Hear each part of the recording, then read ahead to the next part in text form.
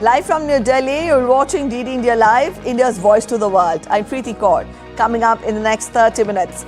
US Supreme Court rejects 2008 Mumbai terror attack accused Tahawwur Rana's bid to block extradition to India. US President Trump expands exemptions to Canada and Mexico from his new tariffs. Canadian Prime Minister Justin Trudeau breaks down on camera amid Trump's tariff war, says he puts Canadians first.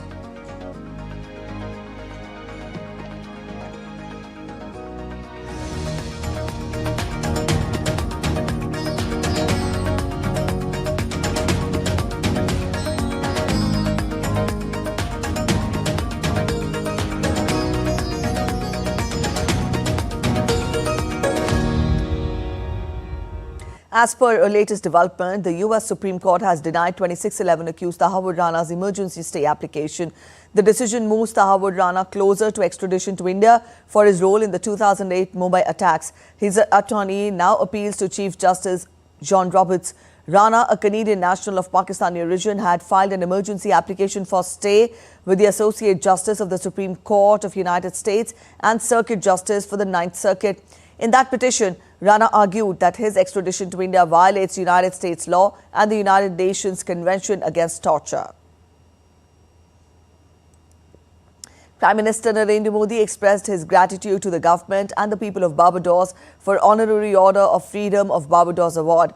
Prime Minister wrote on social media platform X, and I quote him, "Grateful to the government and the people of Barbados for this honor. Dedicate the Honorary Order of Freedom of Barbados Award to the 1.4 billion Indians and to the close relations between India and Barbados."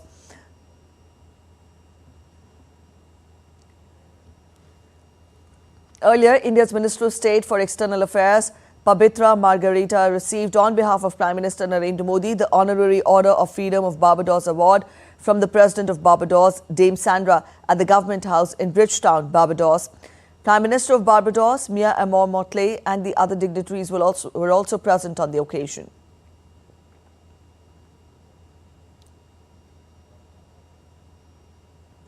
The award was bestowed upon Prime Minister in acknowledgement of his strategic leadership and significant assistance during the COVID pandemic.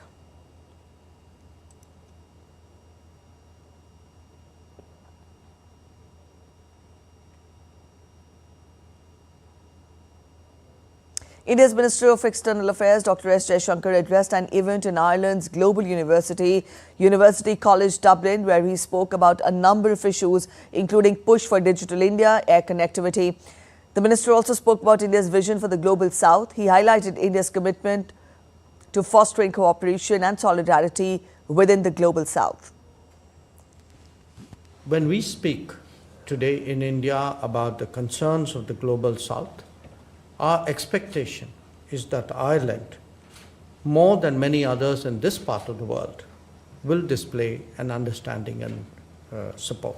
We are two countries who do believe in the need for a world order, in respect for international law, and we do value international regimes and cooperation.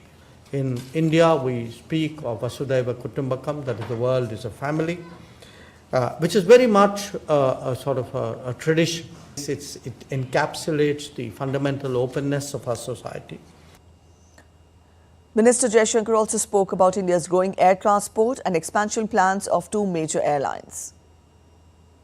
On the air connectivity, fortunately, a few years ago, we privatized Air India. I tell you right now what is the biggest problem which all the airlines are facing. We have the two biggest are Indigo and Air India. There are other players as well. India is right now a country where actually the airlines are doing well. They've placed big orders for new aircraft. But unfortunately, the delivery of aircraft has got delayed. So I know, from both the big airlines that they're very, very keen to expand their operations. Certainly, I will speak to them of the attractions and virtues of coming here. Earlier, India's External Affairs Minister Dr. S. Jaishankar called on Irish President Michael D. Higgins. During the meeting, Jaishankar shared his insights on the contemporary world and its development debates. He also spoke on the role of culture in strengthening nationhood. The minister also met other Irish leaders, including former Prime Minister of Ireland, Leo Varadkar, and also interacted with Ministers James Lawless and Robert Troy and Member of Parliament Markham Bryan. The minister appreciated the warm sentiment and steadfast support for India-Ireland ties. Prime Minister Narendra Modi will visit the Union Territory of Dadra and Nagar Haveli today. During his visit, Prime Minister Modi will inaugurate and lay the foundation stone of several projects to boost infrastructure, economy and employment in the state and adjoining regions. In Silvassa, in Dadra and Nagar Haveli, Prime Minister will inaugurate the 450-bed Namo Hospital. From there, he will go to Saili Stadium to inaugurate and lay the foundation for 62 projects. Later, he will also address the gathering.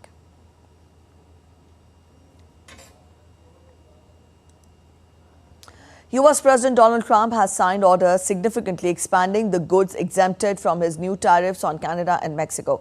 Trump has announced a one-month reprieve from the 25% tariffs for goods covered under the US-Mexico-Canada trade agreement.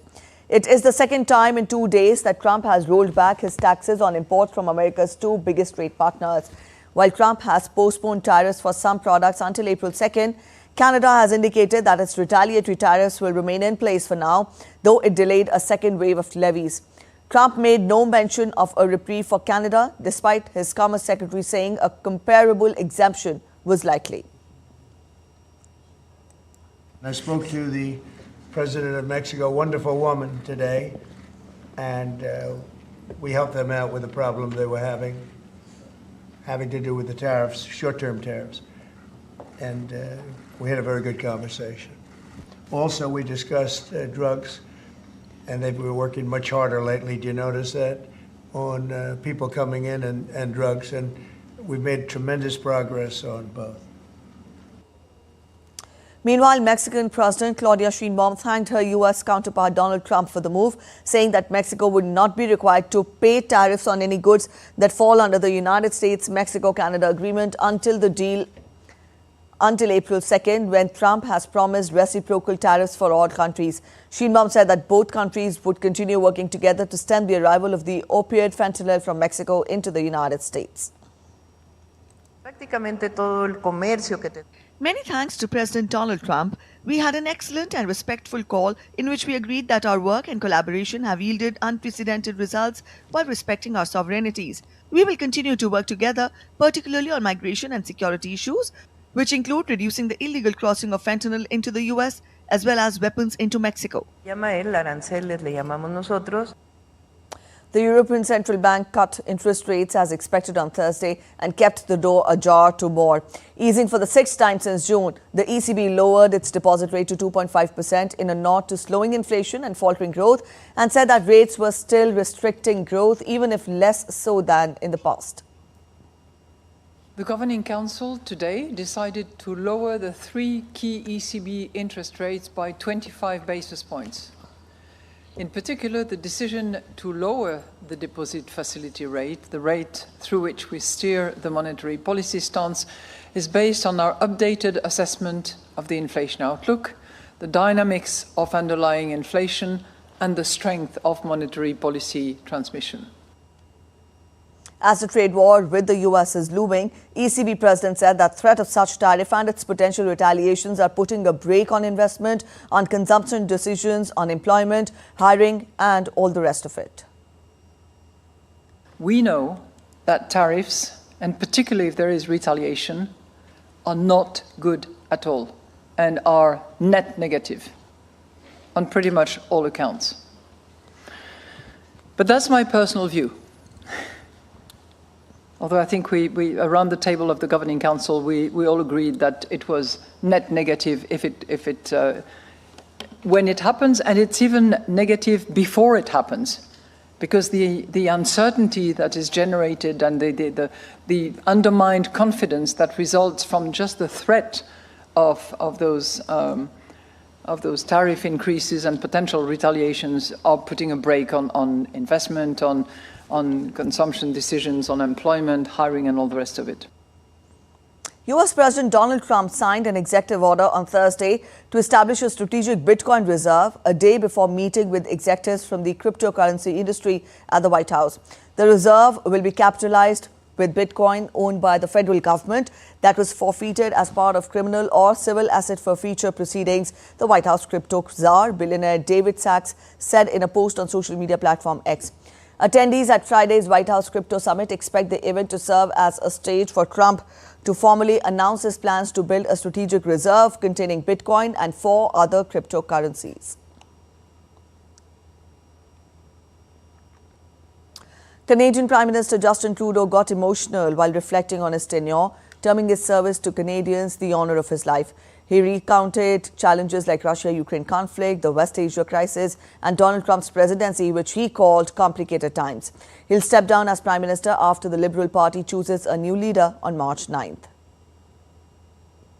I've had 10 years of Donald Trump won, historic, once-in-a-century pandemic, inflation crises, war in Ukraine as Russia returns to war in Europe, as the Middle East is facing extraordinarily difficult situations. These have been complicated times.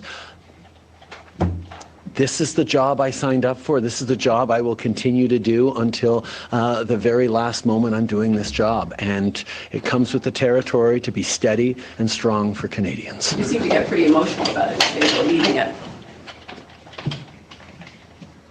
This has been the honor of my life, serving Canadians. U.S.-Ukraine talks will be held in Saudi Arabia next week. U.S. President Donald Trump's special envoy, Steve Witkoff, said that he is in discussions with Ukraine for a peace agreement framework to end hostilities with Russia, and that a meeting is planned next week with the Ukrainians in Saudi Arabia. President Zelensky sent a letter to the president. I think the president thought that it was a really good, positive first step. And from that, we're now in discussions to coordinate a meeting with the Ukrainians in Riyadh or even potentially Jeddah. So the city's moving around a little bit, but it will be Saudi Arabia. And I think the idea is to get down a framework for a peace agreement and an initial ceasefire as well. Trump and Ukraine President Volodymyr Zelensky had acrimonious talks at the White House on February 28th. But since then, the two sides have resumed work on a revenue-sharing minerals deal. At a speech to a joint session of Congress on Tuesday, Trump said that he had received a letter from Zelensky in which the Ukrainian leader said that he was ready to come to the negotiating table as soon as possible.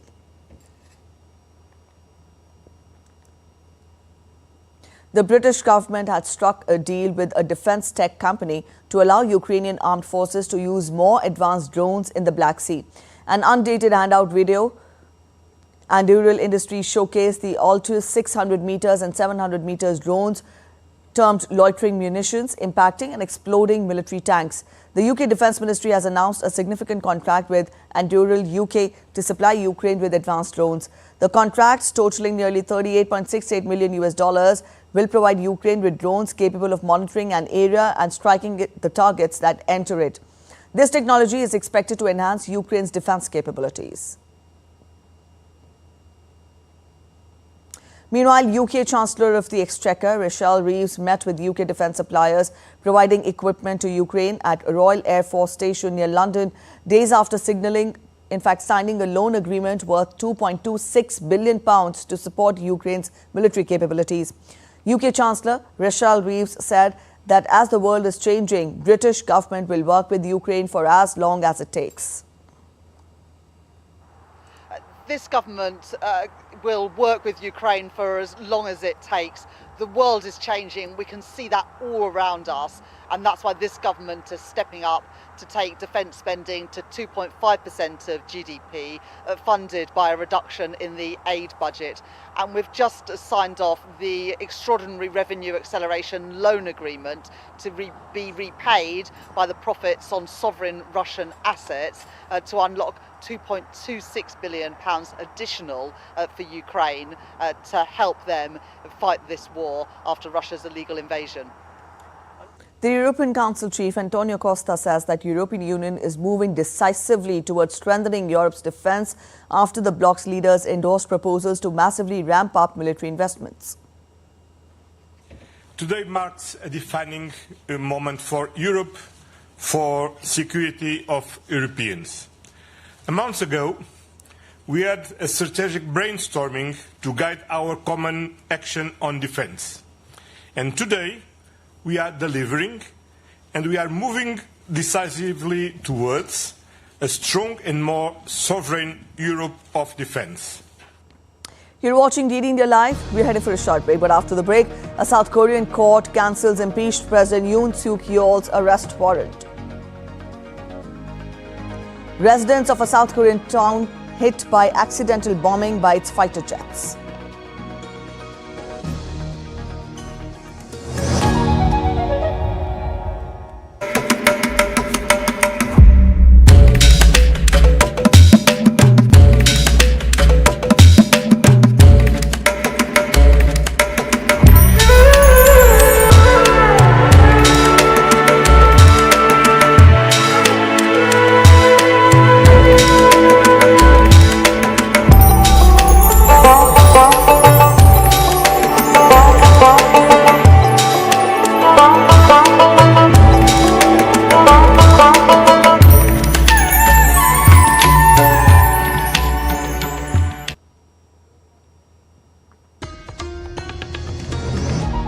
Welcome back after the break. You're watching DD India Live. A South Korean court cancelled the arrest of impeached President Yoon Suk Yeol on Friday, allowing his release.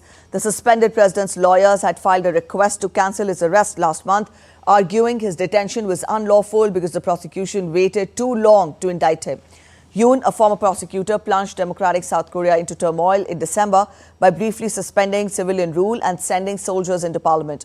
He has been charged with insurrection for his martial law declaration, which lawmakers voted down within hours before impeaching him. US President Donald Trump confirmed that the US is having discussions with Hamas regarding Israeli and American hostages still being held. Trump's comments came after his Middle East envoy, Steve Witkoff, told reporters that direct US discussions with Hamas militants were held in recent days. We are having discussions with Hamas. We are helping Israel in those discussions because we're talking about Israeli hostages. And we're not doing anything in terms of Hamas. We're not giving cash. We're not giving $6 billion like you hear other administrations give. And in fact, I got 59 hostages out, and we gave nothing. In 59, we gave nothing. The U.S. State Department says that Egypt's plan for Gaza does not meet the demands of President Donald Trump, whose envoy earlier saluted Cairo's efforts but said that the details were being reviewed. Arab leaders adopted an Egyptian reconstruction plan for Gaza that would cost $53 billion and avoid displacing Palestinians from the enclave, in contrast to U.S. President Donald Trump's Middle East Riviera vision. And this is what the world wants, not only in this conflict, but other conflicts. And no one wins. No one is winning here in this framework. And so, regarding the Arab solution, the Arab deal via Egypt, that what I have for you right now is that it does not meet the expectations. U.S. President Donald Trump's special envoy, Steve Witkoff, said on Thursday that the message to the Palestinian militant group was that the United States wants to get hostages home. Witkoff also said that the U.S. does not believe Hamas has been forthright. Witkoff said that he will travel to Middle East next week with stops planned in 4 countries. We feel that Hamas has not been forthright with us, and it's time for them to be forthright with us. And Eden Alexander would be a very important show. And so we'll see how they're going to react. The president has issued a statement about what's acceptable to him and what's not. And hopefully we'll see some good conduct next week, and I'll be able to go in there and have discussions. North Korea criticized on Friday annual joint military drills planned by the U.S. and South Korea, saying that they will worsen the situation on the Korean peninsula, state media KCNA said. KCNA said that drills were deteriorating the circumstances in the Korean peninsula. Annual South Korean and U.S. military exercises called Freedom Shield are due to begin on Monday and will run until March 20th.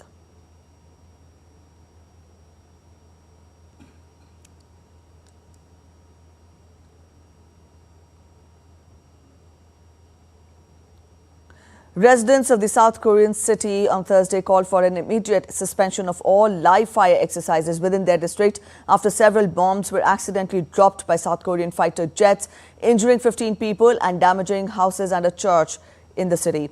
Of the 15 people wounded, 2 were seriously hurt, the services said. South Korea's Air Force, which issued a public apology for the incident, said 8 500-pound Mk-82 bombs fell from KF-16 jets outside the shooting range during joint live-fire exercises.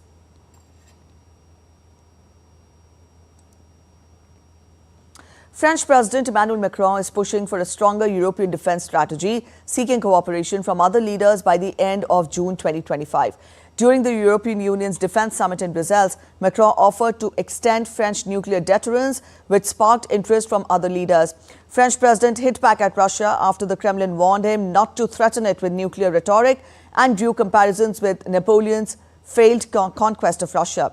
French President Emmanuel Macron is pushing for a stronger European defence strategy, seeking cooperation from other leaders by the end of June this year. Macron's vision allies with his previous calls for European military autonomy, aiming to reduce reliance on the US over the next 5 to 10 years. What I proposed was to open a strategic conversation with the member states that were interested in moving forward on this subject. Several of my colleagues came to see me, and so now we will have a phase where our technicians will speak.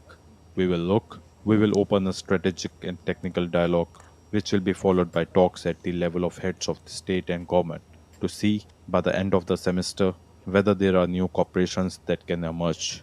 Coopérations nouvelles qui peuvent voir le jour. Imagine getting quality medicines at 50 to 80% lower prices than the branded ones. Pradhan Mantri Jan Aushadhi Kendras make this possible with 15,000 centres across India offering 2,300 types of medicines. Doordarshan's health correspondent Nitendra Singh gets us more in this report on Jan Aushadhi Divas. March 7th marks the Jan Aushadhi Day.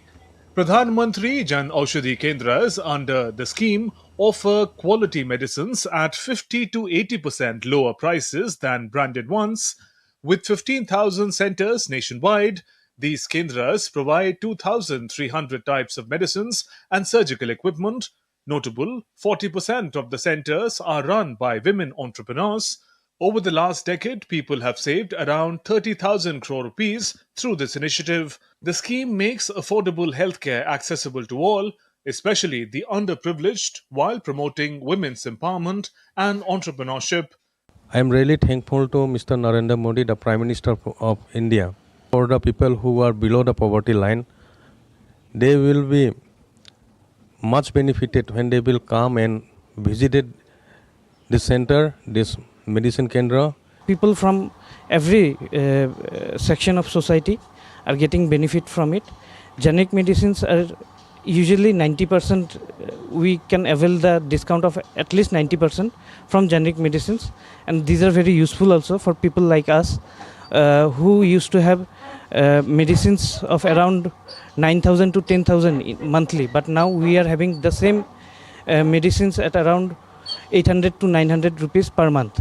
Medicines for heart diseases, diabetes, fever, pain and even cancer treatment are available at Pradhan Mantri Jan Aushadhi Kendras. Even sanitary napkins are available for just 1 rupee.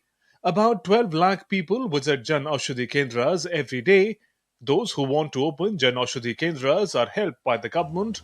These Kendras not only provide cheap medicines but also provide employment. India's generic medicines are famous all over the world. 1 out of every 5 people in the world consume medicines made in India. Jan Aushadhi Kendras are being opened across the country to ensure that affordable medicines reach every person in the country, especially the poor. Government has set up a target of opening 25,000 Jan Aushadhi Kendras by 2027. With inputs from Nitendra Singh, DD India. Let's get to sports updates now. Indian football legend Sunil Chhetri has come out of retirement and made himself available for national team in its third round of the AFC Asian Cup 2027 against Bangladesh on March 25th.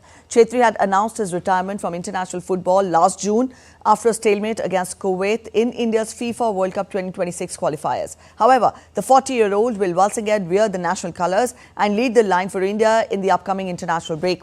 India will play a friendly match against Maldives on March 19th in preparation for the opening match of the AFC Asian Cup 2027.